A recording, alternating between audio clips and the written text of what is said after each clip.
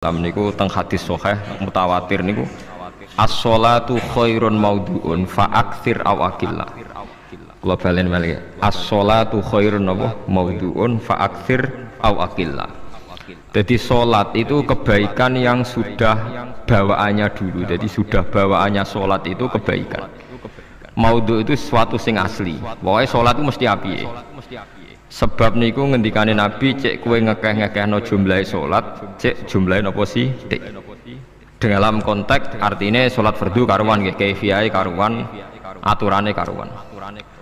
Terus salat niku wonten disebut an-naflul mutlak atau sunat mutlaqah. An-naflul mutlak atau sunat mutlaqah itu pantangannya hanya 3, enggak boleh ba'da subuh hatta tatlu asyamsu nggih, sampai srengenge napa mlethek. Enggak oleh pas waktu zawal. Nggih niku antarane mriki pinten nak dhuwur nggih 12:05 menit. Wis pokoke meh dhuwur niku mboten angsal. Iki jenenge wektu napa? Zawal. Terus nomor 3 ba'da asar nganti napa? Surupe napa? Srengenge. Larangan 3 salat ini bisa dibatalkan kalau ada sebab yang mukorin. Misalnya bar ngasar kok ana wong mati. Berarti kita angsal salat napa? Jenazah. Utawa kue bar subuh mlebu masjid terus dia wudu. Niku ana ulama sing darani tetap salat tahiyat napa masjid. Mergo sebabe nggih dukhulul masjid. Jadi hanya ada pantangan niku wau. Niki rungokno tenan nggih. Nah, terus yang menjadi kontroversi mulai zaman ulama ngantos sakmangke itu kaifiyah kados traweh. Wis ora usah tersinggung niki ilmu. Teng riwayat-riwayat Bukhari Muslim, Nabi nu nak witir itu 9 rakaat. Lam yakut min hunna fi akhirihinna illa wahidah. Di Nabi nate sholat witir itu 9 rakaat enggak duduk sama sekali, mau terakhir duduk pas ke-9 terus salam.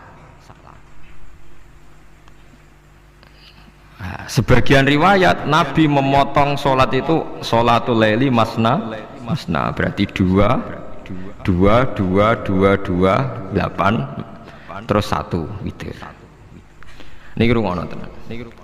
Sehingga ketika ada sholat traweh yang 4 rakaat tanpa tasyahud, sebetulnya secara fikih pasti kita sepakat sah.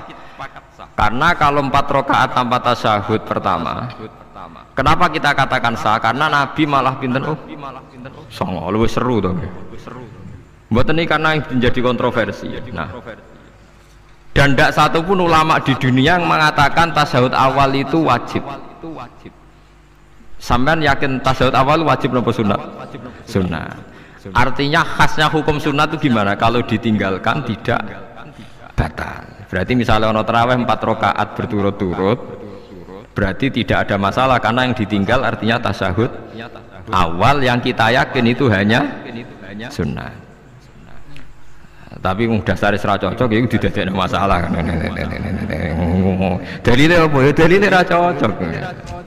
Lah sing darani masalah padahal darani tasyahud awal iku sunnah. Kowe salat zuhur tasyahud awal sunat atau wajib? Sunat. Nak sunat tuh khas ya, ditinggal batal lho ora? Mboten. Tapi nak sing ra cocok ya batal. Hukum ono cocok ra cocok. Mboten iki kula terang. Nah, traweh itu yang kontroversi ini teng kitab Majmu' karangan Imam Nawawi. Ya akal-akalane tiang-tiang niku. Kula nganti sakniki kan mboten nate ngimami, tapi nggih tak kandhani imam. Soalnya niat ngakali pangeran, tapi pangeran bakali ya ora kena. Ngeten, ini dawuh Imam Syafi'i.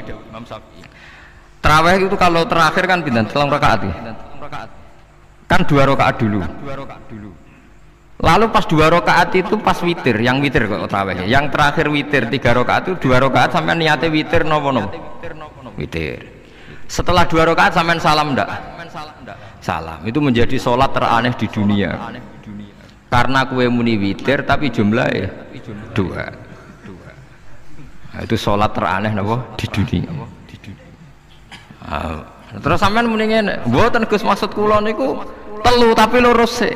Berarti kayak kudu nerangno pangeran, kudu kamu pangeran kayak penjelasan. Gusti ini 2 sementara loh, nanti ada.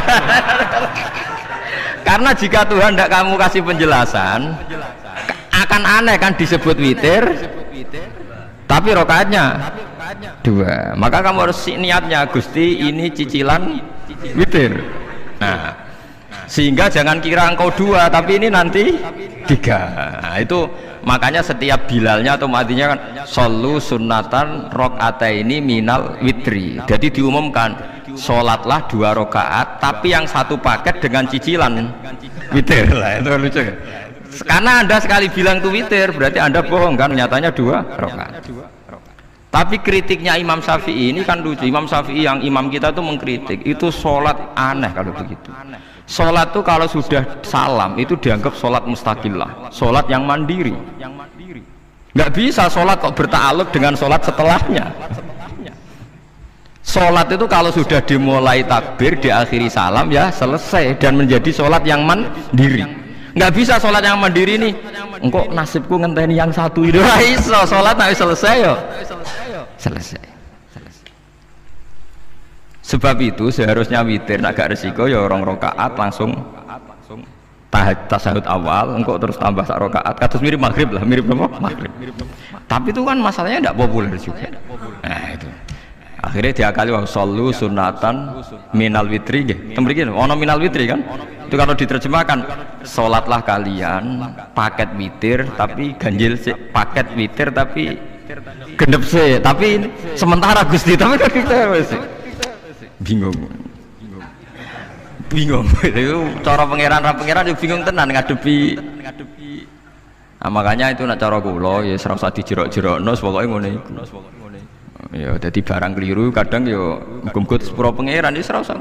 Jadi nak salat ya nak cara Sayyidina Utsman itu memang beliau bilang 2 rakaat itu berdiri sendiri karena sholat itu setiap 2 rakaat selesai, setelah salam itu selesai. Nanti yang witir ya 1 witir.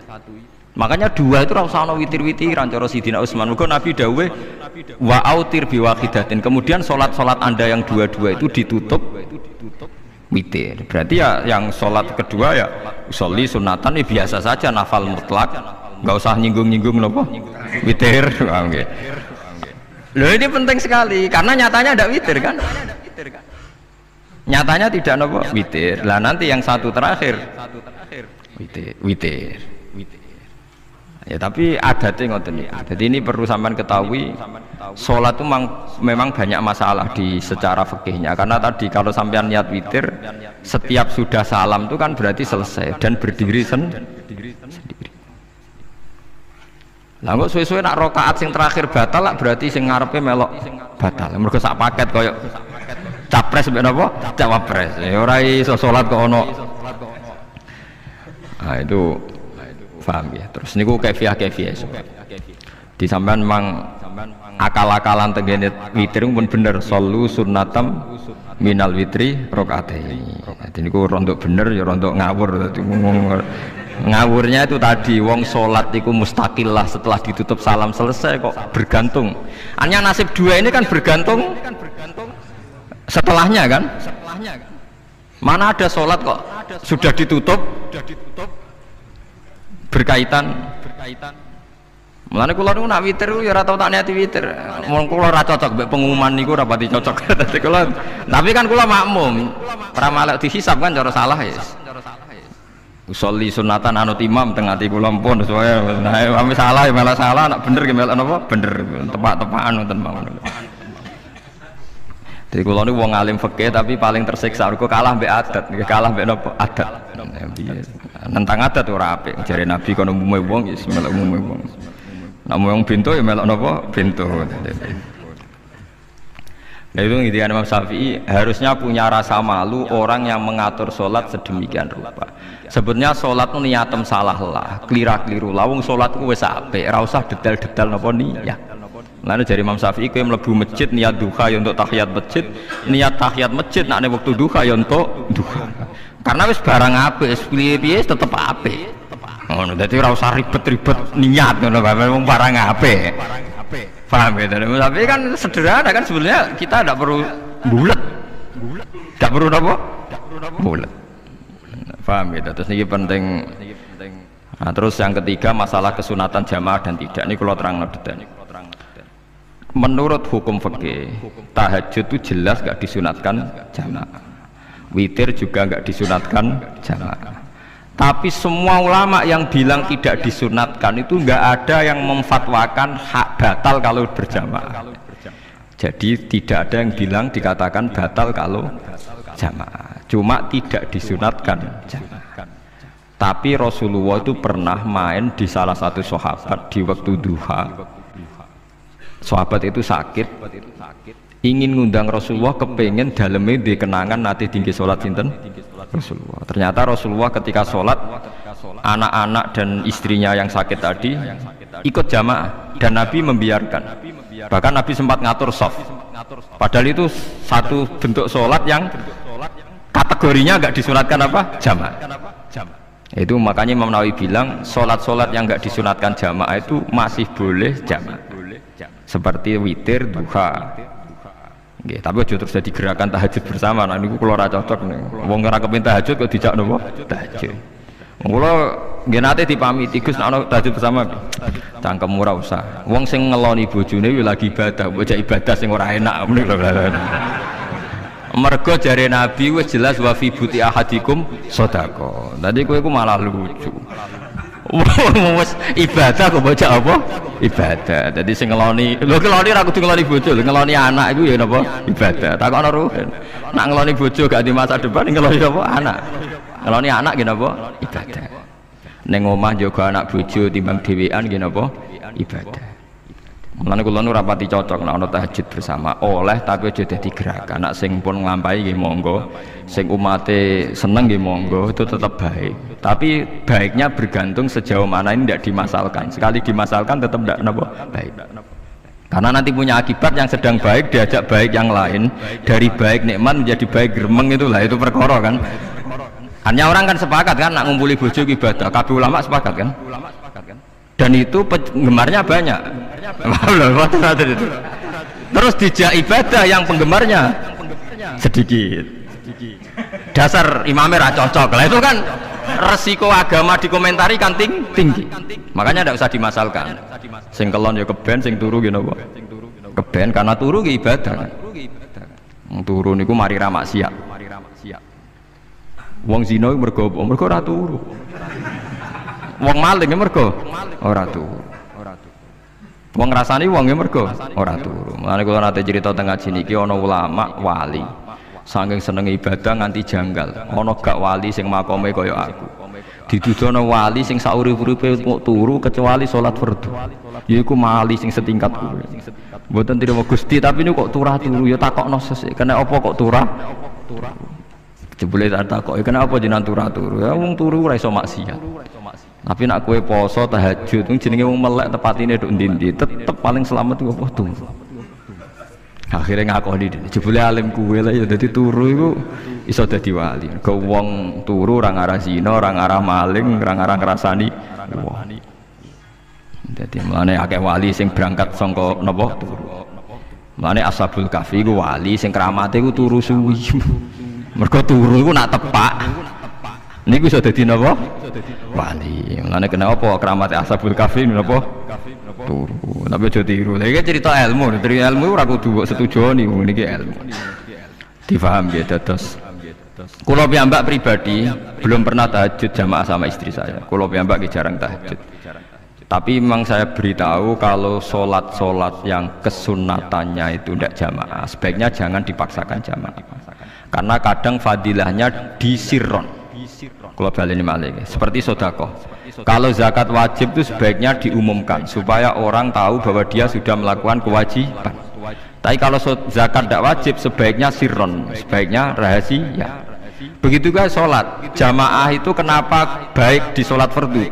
Karena kalau yang tidak jamaah kan dikira dia tidak sholat. Makanya kesunatannya sholat fardu jamaah. Tapi selalu potensi riya, sum'ah, pamer itu ada, sehingga ada sholat-sholat yang dari awal didesain supaya tidak kelihatan orang, yaitu sholat nggak usah berjamaah plus baik di rumah. Semua ulama ijma sholat sunat itu baik di rumah apa di masjid? Di rumah. Di rumah, di dalam kamar sama di kamar tamu, ruang tamu, baik di dalam kamar. Bahkan Nabi nyebut sholat fiko ibaitiha di kamar paling dalam. Lah bagaimana mungkin sholat yang sudah didesain siron begini, misalnya kayak tahajud, disunatno bengi-bengi ben ra wong roh, disunatno ning jero kamar ben wong ra roh. Jebule jamaah kan jadi aneh kan. Tapi kan nentang ya goblok, barang apa kok mbok tentang.